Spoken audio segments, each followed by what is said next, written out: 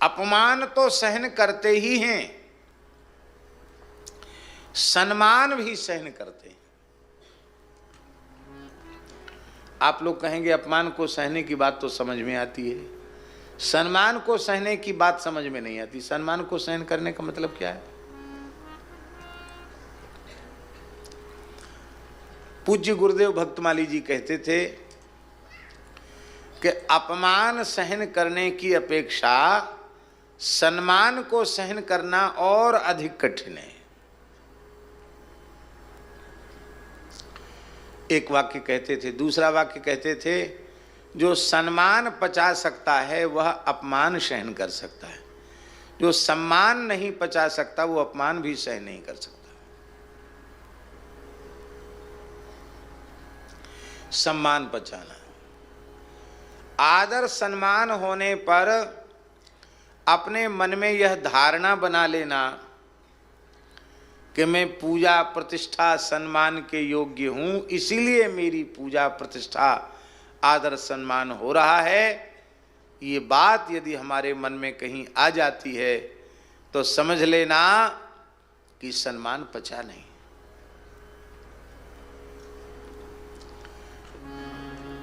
और शरीर मलमूत्र का भांड है, प्रत्येक छिद्र से मल निकल रहा है। इस शरीर में कौन सा अंग पूजा के योग्य है? पूजा हो रही है, ब्राह्मण के नाते पूजा हो रही है तो भगवान की पूजा हो रही है, संत के नाते पूजा हो रही तो भगवान की पूजा हो रही है, वैष्णव तिलक के नाते संत वेश के नाते पूजा हो रही है। हमारे यहाँ कहते भेष भगवान का, भगवान की पूजा हो रही है। पूजा भगवान की हो रही है, हमने उस पूजा का अपने से संबंध जोड़ दिया, आरोपित कर लिया कि हम पूजा के योग्य हैं इसलिए हमारी पूजा हो रही है। और यह आरोप होते ही अपमान न होने पर अपमान बोध होने लग जाएगा। जो व्यक्ति अपने को सम्मानित पुरुष मानते हैं उनके लिए प्रत्यक्ष अपमान की कोई क्रिया नहीं की गई, लेकिन अरे हम गए थे, हमको उचित आसन नहीं मिला, हमको बैठने को नहीं कहा, हमको पानी तक की नहीं पूछा। आजकल लोग चाय पीते, हमको चाय तक नहीं पिलाई। चलो ठीक है, कुछ नहीं किया, धक्का तो नहीं मारा, गाली तो नहीं दी। भाई प्रत्यक्ष में अपमान की क्रिया तो यही है, तो अपमान की कोई क्रिया तो उसने की नहीं, फिर भी अपमान बोध आपको हो गया क्योंकि आपने अपने आप को सम्मानित पुरुष मान रखा है।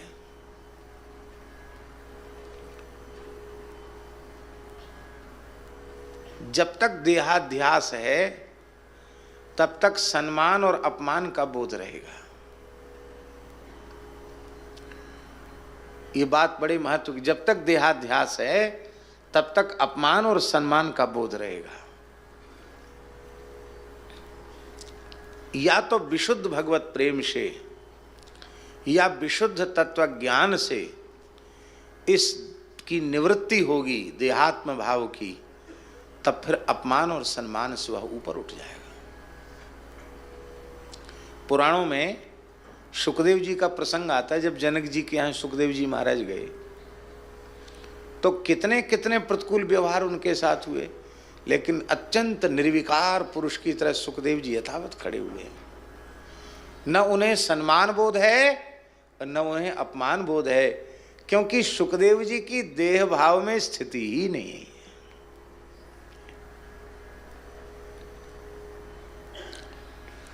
धर्मराज युधिष्ठिर कह रहे हैं महाभारत में गुरु जी कि मैं अब वह उत्तम संन्यास ग्रहण करूंगा जिसका ग्रहण करने वाला व्यक्ति इस प्रकार का हो जाता है। कोई व्यक्ति मेरी भुजा में मलयागिरी चंदन कस्तूरी कुमकुम का लेप करके पूजा करेगा, उस व्यक्ति के प्रति हमारा राग नहीं होगा। और कोई व्यक्ति वसूले से हमारी भुजा को छील छील करके काट काट करके समाप्त करेगा, उसके प्रति मेरा द्वेष नहीं होगा। ये बात युधिष्ठिर कह रहे हैं महाभारत में। न सम्मान बोध है न अपमान बोध है। इसको कहते हैं कि हम ईमानदारी से यहां तक चले। आप कहेंगे ऐसा कैसे संभव है? पूज्य गुरुदेव भक्तमाली जी के जीवन की ऐसी अनेकों घटनाएं अत्यंत अत्यंत तिरस्कार होने पर भी वे कभी क्षुब्ध नहीं हुए।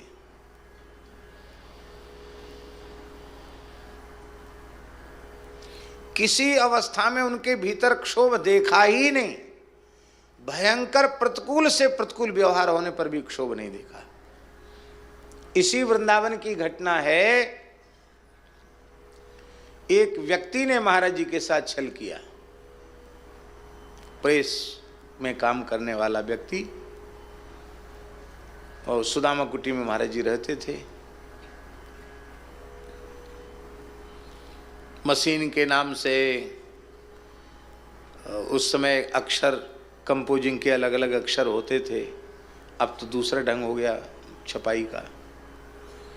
उसकी कंपोजिंग करनी पड़ती थी कि एक चिमटी से उठा करके अक्षरों से, फिर कई बार प्रूफ रीडिंग की जाती थी। महाराज जी बहुत श्रम करते थे।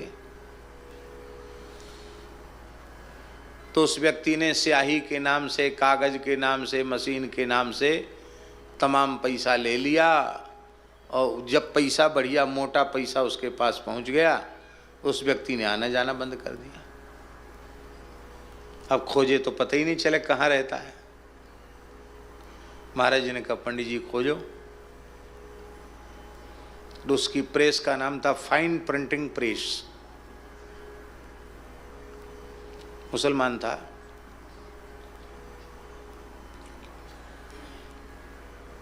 तो खोजे लेकिन हमको भी नहीं मिला। तो इधर जो बस अड्डे के आगे इधर जो है ना मोहल्ला, इसमें एक जगह लिखा था फाइन टेलर्स।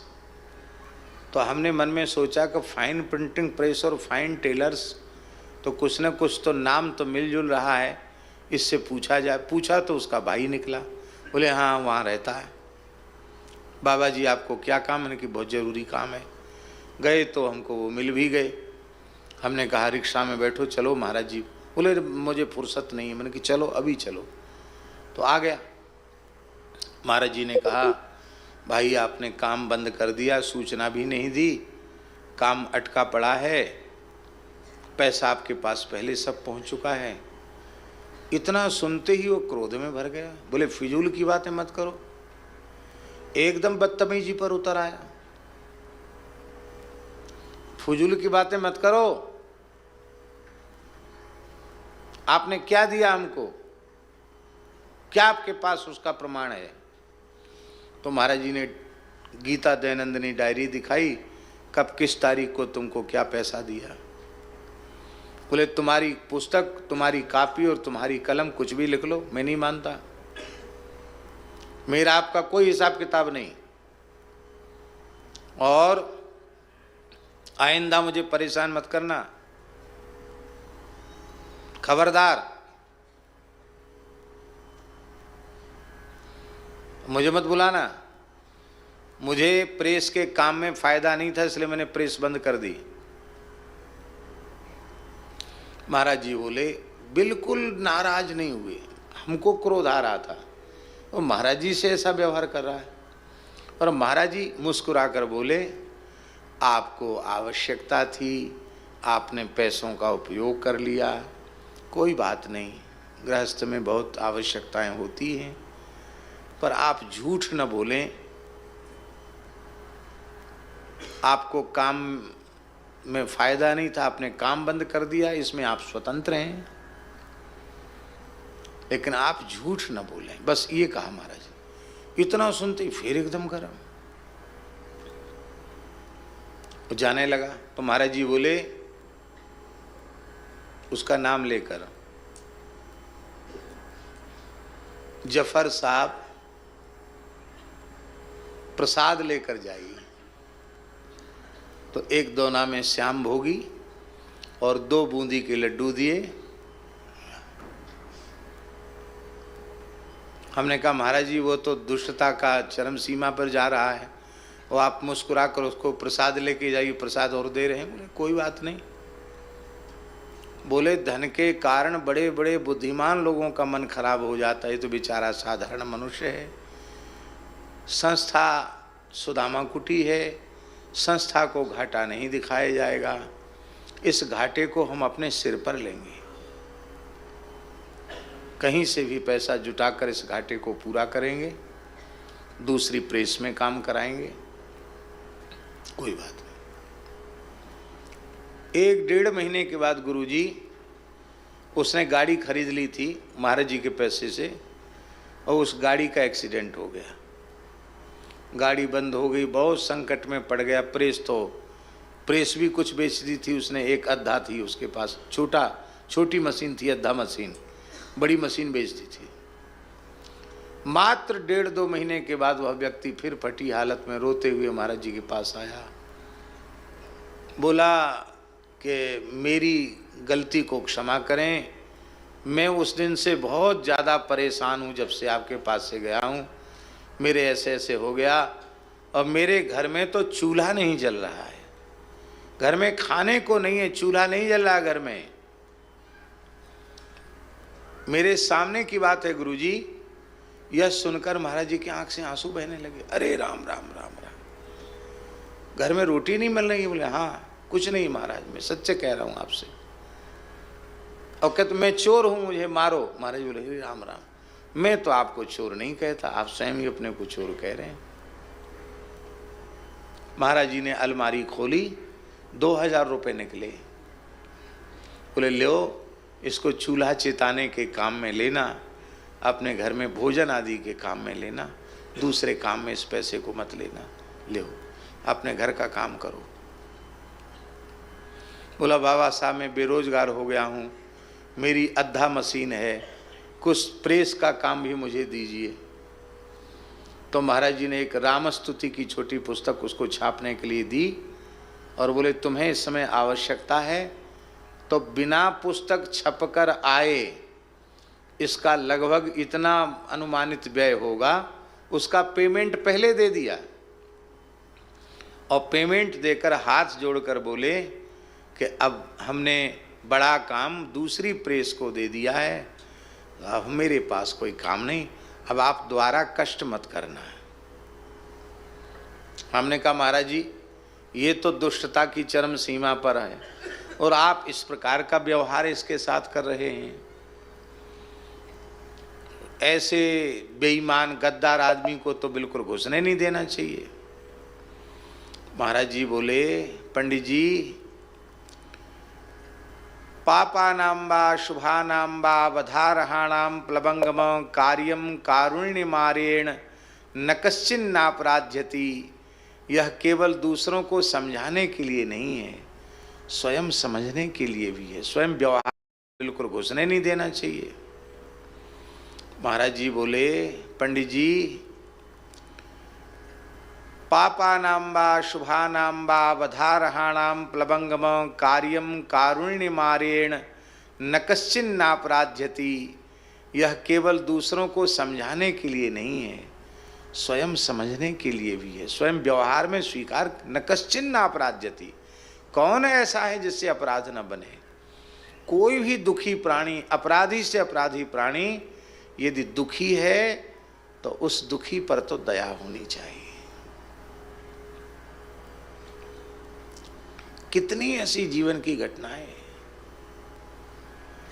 अब ये कोई पुस्तक में पढ़ी हुई बात नहीं बता रहे हैं, कोई 100-200 साल पुरानी घटना भी नहीं सुना रहे हैं। ऐसी अनेकों घटनाओं को मैंने प्रत्यक्ष देखा।